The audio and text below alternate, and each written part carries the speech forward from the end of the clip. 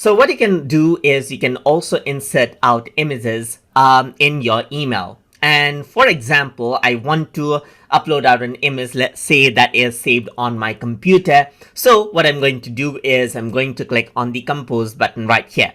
Once I do that, let me just go around onto the full screen view, and let's say I want to insert out an image so that the image is seen in the body section of the email that I'm writing.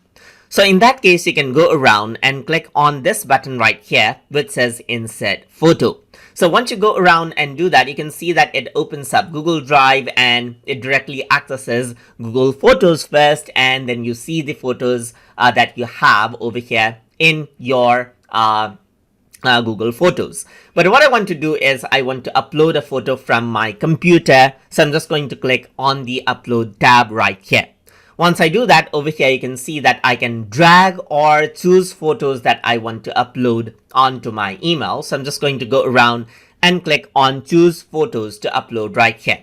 Once I do that, I'm going to go around over here onto the TuTube drive right here, and then I'm just going to go around and select out an image that I want to upload. Let's say I want to upload this girl image, so I'm just going to click on that and click on open, and you can see that the image is being uploaded right there. And once that is done, you can see that now this image is a part of the body text right here. So I can go around, press enter, and you can see as I type, the image moves along with my text right here.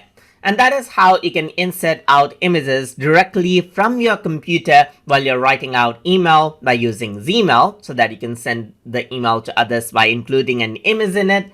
So I hope you guys learned something as always.